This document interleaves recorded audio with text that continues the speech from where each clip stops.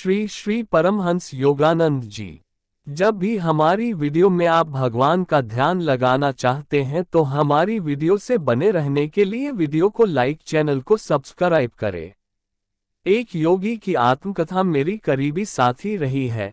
जब रास्ता अनिश्चित लग रहा था तब इसने मेरे संदेहों को शांत कर दिया। स्वामी आनंद अरुण लिखते हैं, सदी के सबसे महान अन्वेषकों में से एक स्टीव जॉब्स ने अपने अंतिम दिनों में अक्टूबर 2011 में स्टैनफोर्ड विश्वविद्यालय में आयोजित होने वाली अपनी स्मारक सेवा के प्रत्येक विवरण की योजना बनाई थी।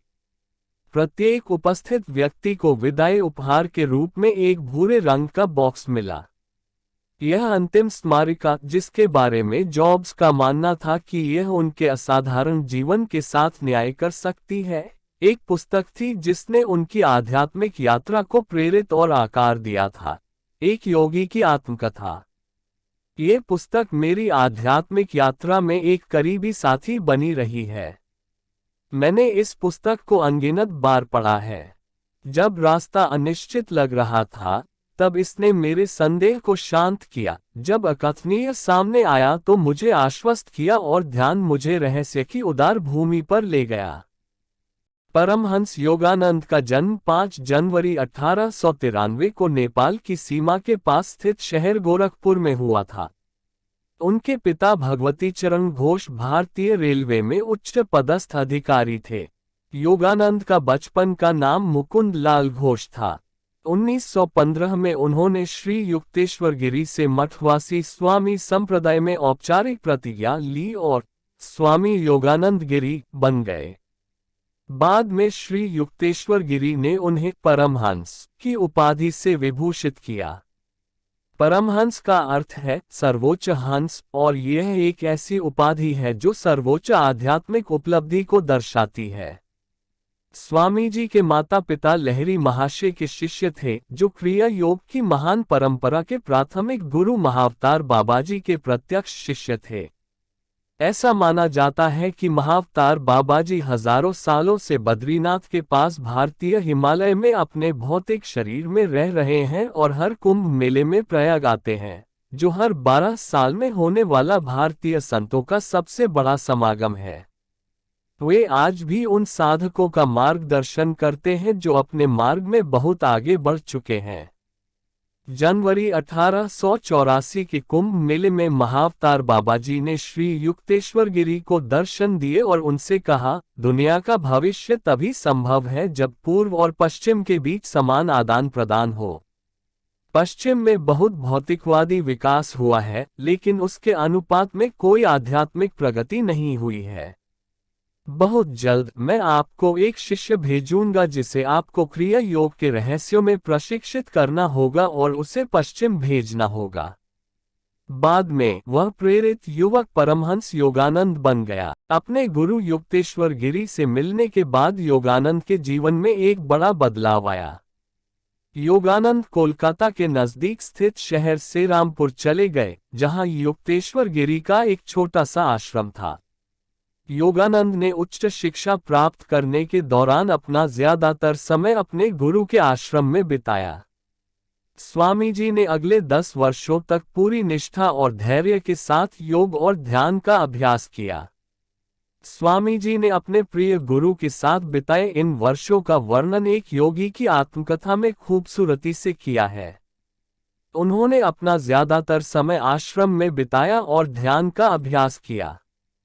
एक रात जब स्वामी जी युक्तेश्वर गिरी के साथ ठहरे हुए थे और रात के नज़ारे का आनंद ले रहे थे, अचानक उनके गुरु ने उनकी बीए की अंतिम परीक्षा के बारे में पूछा। योगानंद मानो किसी जादू से जागे हुए थे और उन्हें एहसास हुआ कि परीक्षाएं बस आने ही वाली हैं। उन्होंने घबराते हुए जवाब दिया, परीक्षाएं 5 दिनों में शुरू हो रही हैं, लेकिन मैंने उनकी बिल्कुल भी तैयारी नहीं की है। ये तय है कि मैं फेल हो जाऊंगा, इसलिए बेहतर होगा कि मैं परीक्षा न दूं।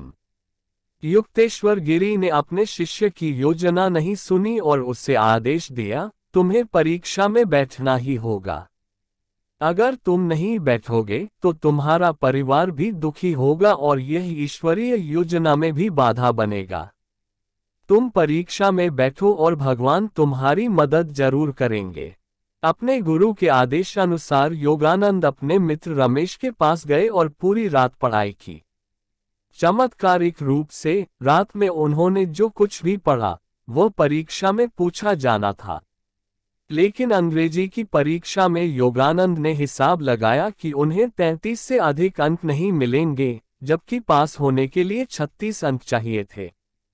वह सीधे अपने गुरु के आश्रम गए और उनसे कहा कि वे अंग्रेजी में निश्चित रूप से फेल हो जाएंगे। श्री युक्तेश्वर ने योगानंद से कहा, चिंता मत करो, सूरज और चंद्रमा अपनी दिशा बदल सकते हैं, लेकिन तुम निश्चित रूप से अपनी बीए की परीक्षा पास करोगे। जब परिणाम आए तो योगानंद को पता चला कि उस विशेष वर्ष में बंगाल विश्वविद्यालय ने अंग्रेजी में उत्तीर्ण होने के लिए आवश्यक अंकों को 36 से घटाकर 33 कर दिया था। प्रसन्न और हैरान होकर वे सीधे अपने गुरु के पास गए और उनके चरणों में प्रणाम किया। श्री युक्तेश्वर ने मुस्कुराते हुए उनसे प्रेम पूर्वक कहा, भगवान ने शायद सूर्य और चंद्रमा की दिशा बदलने की अपेक्षा आपको उत्तीर्ण करना अधिक आसान समझा। 1920 में कॉलेज से स्नातक होने के तुरंत बाद योगानंद को बोस्टन में धार्मिक उदारवादियों के अंतर्राष्ट्रीय सम्मेलन में भाग लेने का निमंत्रण मिला। अमेरिका जाने से पहले महाअवतार बाबाजी ने उन्हें दर्शन दिए और कहा, हमेशा निडर रहो, तुम हमेशा दिव्य रूप से सुरक्षित रहोगे। युक्तेश्वर गिरी ने भी उनका उत्साहवर्धन करते हुए कहा, अब तुम्हारे लिए सभी दरवाजे खुले हैं। अमेरिका जाओ। तुम जिस किसी व्यक्ति को देखोगे उसकी आंखों के माध्यम से आध्यात्मिक ऊर्जा प्रवेश करेगी और उसकी आध्यात्मिक यात्रा शुरू हो जाएगी।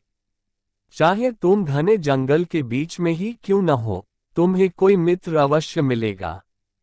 उनके गुरु का आशीर्वाद सच हुआ।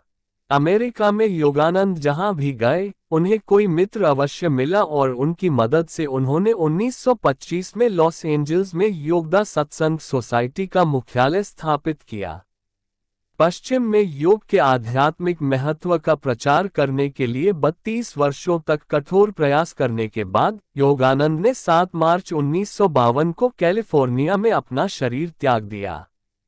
उस दिन वे लॉस एंजल्स के बिल्टमोर होटल में संयुक्त राज्य अमेरिका के दौरे पर आए भारतीय राजदूत विनय रंजन सेन के लिए आयोजित रात्रिभोज में शामिल हुए थे। भोज के अंत में स्वामी जी ने पूर्व और पश्चिम के सामंजस्य के माध्यम से एक संयुक्त विश्व की संभावना के बारे में बात की। योगानंद की प्रत्यक्ष शिष्या दया माता के अनुसार, जो 1955-2010 तक सेल्फ रियलाइजेशन फेलोशिप की प्रमुख थी, स्वामी जी ने अपनी कविता मेरा भारत के साथ अपना भाषण समाप्त किया। जहां गंगा, जंगल, हिमालय की गुफाएं और लोग भगवान का सपना देखते हैं, मैं पवित्र हूं।